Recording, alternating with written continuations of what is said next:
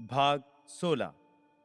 विश्व भर में अनेक लोग प्रार्थना के इस उपाय को करते हैं जिसके आश्चर्यजनक परिणाम मिलते हैं। जो व्यक्ति पूर्ण उपाय का प्रयोग कर रहा है वो रोगी का नाम लेता है, जैसे कि जॉन जोन्स। इसके बाद शांत होकर ईश्वर का और उसके गुणों तथा उसकी विशेषताओं का ध्यान करता है, जैसे कि ईश्वर परमानंद है, उसका प्यार असीमित है, उसका ज्ञान असीमित है, वो सर्वशक्तिमान है, अतुलनीय सौंदर्य और संपूर्णता का प्रतीक है। जैसे जैसे वो शांत होकर ये सब सोचने लगता है, वो चेतना की अवस्था में ऊपर उठकर एक नई आध्यात्मिक तरंग में पहुंच जाता है, जहां वो महसूस करता है कि वो ईश्वर के प्यार का असीमित सागर सब कुछ जॉन जोन्स के मन और शरीर में विलीन होता जा रहा है।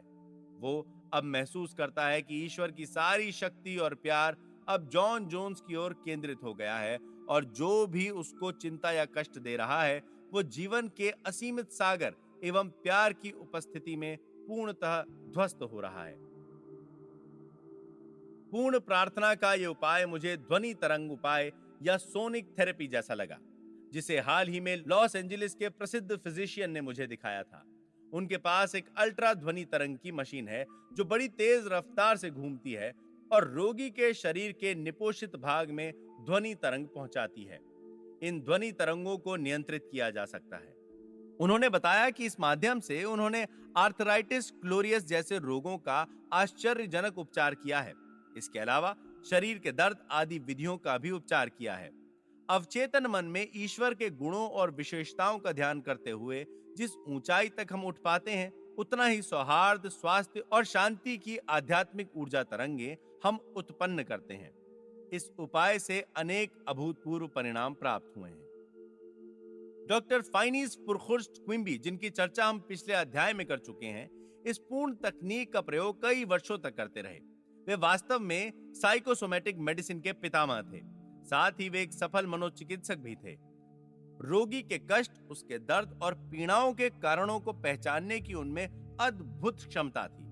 उनकी पुस्तक द क्विम्बी मैन्युस्क्रिप्ट्स में दर्ज इस उपाय के प्रयोग का संक्षिप्त वर्णन है, जिसमें उन्होंने एक अपाहिज महिला के लंगड़ेपन को आश्चर्यजनक रूप से दूर कर दिया। डॉक्टर क्विम्बी को एक बुजुर्ग महिला का उपचार करने के लिए बुलाया गया, जो अपने पैरों से चल नहीं पा रही थी और हमेशा बिस्तर पर लेटी या बैठी रहती थी। डॉक्टर क्विम्बी का कहना है कि उसकी बीमारी का कारण दिमाग का एक धार्मिक संकुचित अंधविश्वास था, जिसने उसके शरीर को जकड़ कर रखा था और वो उठकर खड़ी नहीं हो पा रही थी। वो चर्च के डर और उपेक्षा में जी रही थी।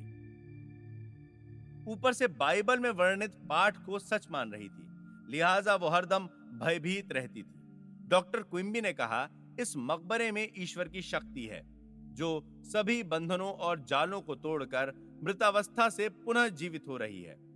जब उसने अन्य लोगों से बाइबल के कुछ अंशों को समझाने के लिए कहा, तो वे समाधान में असमर्थ रहे और उसके बाद वो जिंदा रहने के लिए भटकने लगी। डॉक्टर क्विम्बी ने उसका परीक्षण करके पाया कि बाइबल के अंश के सही मायने न समझ पाने के कारण उसका मन संदेह और भय के बादलों से भर गया है। व्याकुलता और भय के कारण वो बाइबल के उस अंश को समझ नहीं पा रही है और उसके चारों ओर भय का एक जाल बन गया है। मस्तिष्क के इस भार से उसके शरीर में जकड़न और शिथिलता ने घर कर लिया है, जिसका कारण लकवा हो सकता है। इसके बाद डॉक्टर क्विम्बी ने उससे पूछा कि बाइबल के इस अंश का अर्थ वो क्या समझती है। इस क्षण के लिए मैं आपके पास हूं, उसके बाद मैं दूसरे के पास जाता हूं जिसने मुझे भेजा। आप मुझे ढूंढोगे और मैं आपको नहीं मिलूंगा। जहां मैं हूं वहां आप नहीं आ सकते। महिला ने बताया कि जीसस स्वर्ग में चले गए। डॉक्टर क्विम्बी ने स्पष्ट किया कि एक क्षण के लिए आपके पास हूं का अर्थ है कि वे आपके लक्षणों, भावनाओं और कारणों का स्पष्टीकरण दे रहे थे। जैसे आपके लिए क्षण भर के लिए दया और अनुकंपा दिखाई, किंतु वे इस स्थिति में रह नहीं सकते थे।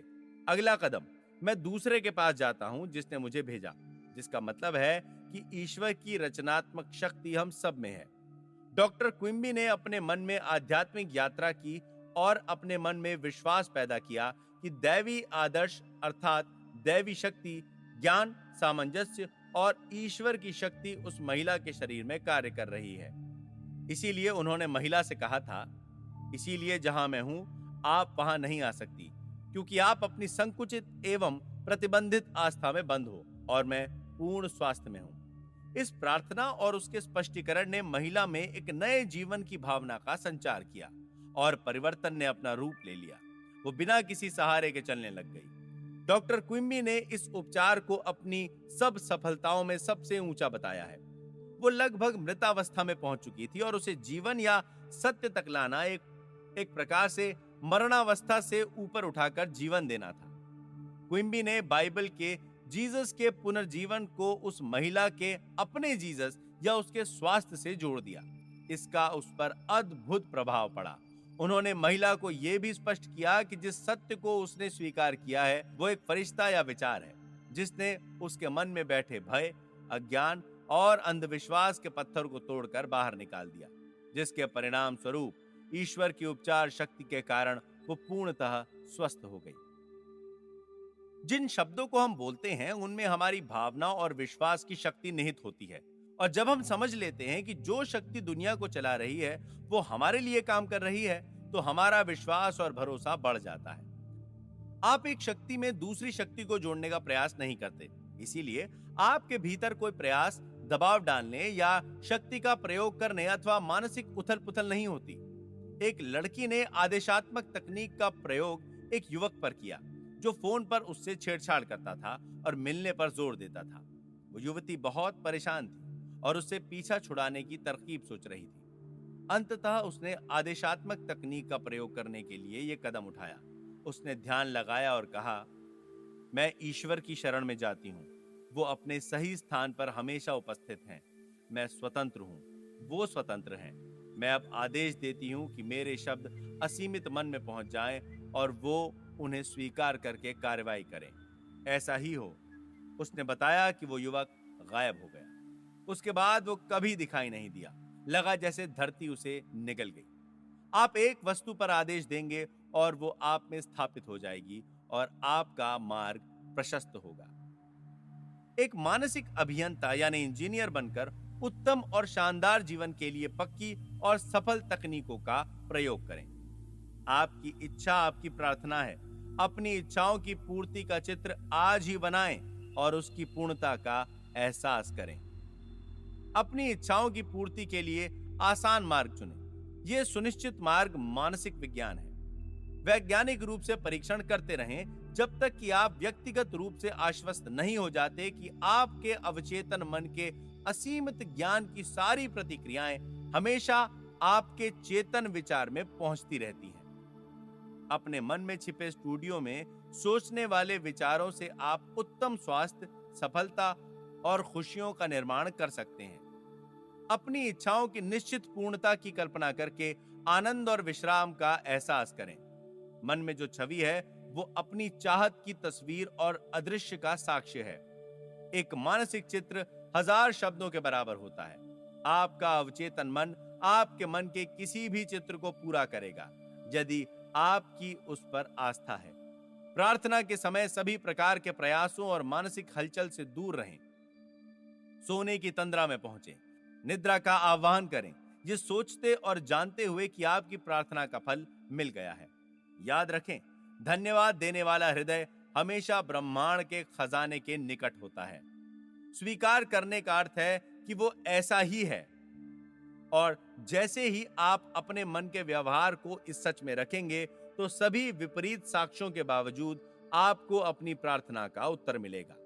ईश्वर के प्रताप और प्यार को ध्यान में रखकर सौहार्द, स्वास्थ्य एवं शक्ति की यांत्रिक तरंगों की रचना करें। आप जो आदेश देते हैं और उसे सत्य मानते हैं वो पूरा होगा। प्रेम, सौहार्द, स्वास्थ्य, शांति और संपन्नता का आदेश दें।